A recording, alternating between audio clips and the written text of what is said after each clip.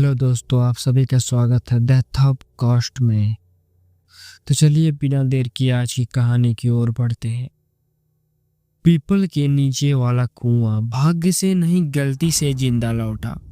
हमारे गांव भैरवपुर का नाम सुनते ही आज भी मेरे हाथ पांव कांप जाते हैं। लोग कहते हैं गांव छोटे होते हैं, दिल बड़े, लेकिन कुछ गांव अपनी मिट्टी में लाश से दबाकर जीते हैं। गांव के बाहर एक कच्चा रास्ता था। रास्ते के आखिर में एक पीपल का पेड़ और उसके नीचे एक पुरानी कुआं ऐसा नहीं था जिसमें लोग पानी भरते हो। वो ऐसा कुआं था जिसे देखकर इंसान की सांस खुद ब खुद धीमी हो जाती थी। जिस कुएं को कोई नाम से नहीं बुलाता, गांव में उस कुएं का कोई नाम नहीं लेता था। सब बस इतना कहते थे, उधर मत जाना। जब मैं छोटा था, मैं दादी से पूछा क्यों दादी।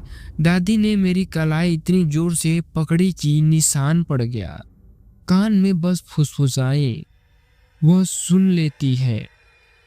चंपा की मौत या सजा। दादी ने कहानी बताया।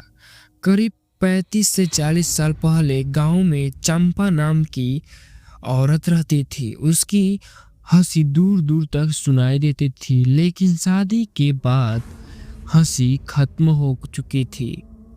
पति शराबी था, रोज मारपीट। गांव जानता था, लेकिन गांव चुप था। एक रात चंपा की चीखें इतनी तेज थी कि कुत्ते तक रोने लगे। सुबह चंपा गायब हो गई। पति बोला भाग गई होगी किसी के साथ। हुआ गांव ने सवाल नहीं किया। उस रात के बाद चंपा के गायब होने के बाद कुएं से रोने की आवाज आ रही थी। आधी रात पायल की छन छन और अमावस्या को पीपल के नीचे सफेद साड़ी में एक साया। जो लोग देखने गए वह बदल गए। कोई गूंगा, कोई पागल, कोई सीधा मर गया।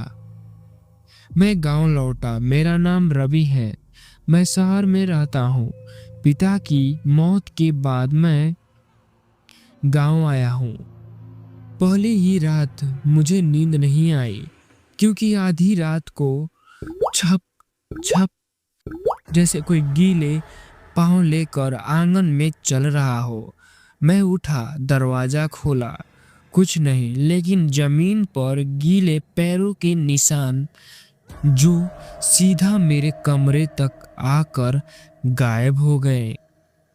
दादा की चेतावनी। सुबह दादा से पूछा।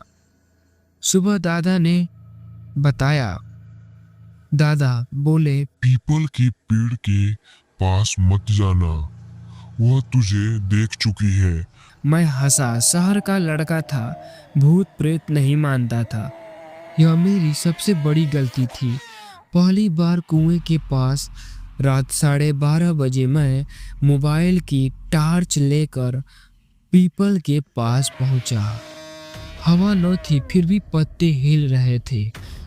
कुएं में झांका। अंधेरा इतना गहरा कि टॉर्च की रोशनी नीचे जाकर मर गई। तभी कुएं से आवाज आई, रवि रवि। मेरे रोंगटे खड़े हो गए। आवाज बहुत पास से थी। फिर नीचे आओ। कुएं से गीली औरत की बदबू आई। मैं भागा। पीछे से पायल और किसी के हंसने की आवाज गूंज रही थी। गांव में मौतें शुरू हो गई।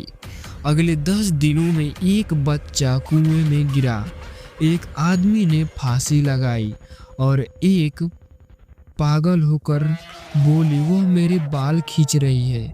हर लाश के बाद पीपल का पेड़ और काला होता गया। दूसरी रात जब उसने छुआ, इस बार वह खुद आई। मैं सो रहा था।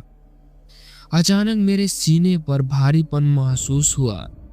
आँख खोली, वह मेरे ऊपर बैठी थी। चेहरा नहीं दिख रहा था, बाल गीले, मुंह से पानी टपकता हुआ। उसने कहा, तू भी चुप रहेगा? उसका हाथ मेरे गले पर गया। हाथ नहीं था, हड्डी ही थी। सच सामने आया। पुजारी दादा कुछ बुजुर्ग के साथ इकट्ठा हुए और सब मिलकर इकट्ठा हुए सच का पता लगाने के लिए। चंपा को उसके पति और गांव के 2 इज्जतदार आदमियों ने मारकर कुएं में फेंक दिया था। गांव ने चुप्पी खरीदी थी। आखिरी रात पूजा हुई, कुआं बंद किया गया। लेकिन आधी रात वह आए। पूरे गांव के सामने आंखें नहीं थी उसकी, गर्दन उल्टी थी। उसने बस कहा, सबको नहीं, बस याद रखने वालों को फिर से वह गायब करेगी। आज मैं तो गांव में नहीं, मैं शहर लौट आया। लेकिन हर अमावस्या मेरे कमरे में पानी टपकता है। शीशे में पीछे कोई खड़ी दिखती है और कान में आवाज आई, गांव अभी भी जिंदा है। क्योंकि कुछ कहानियां कुएं में नहीं दबती, वो इंसान के साथ शहर तक चले आते हैं।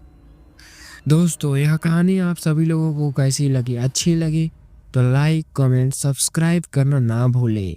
मिलते हैं आपको किसी ऐसे ही दिल दहला देने वाली दूसरी स्टोरी में।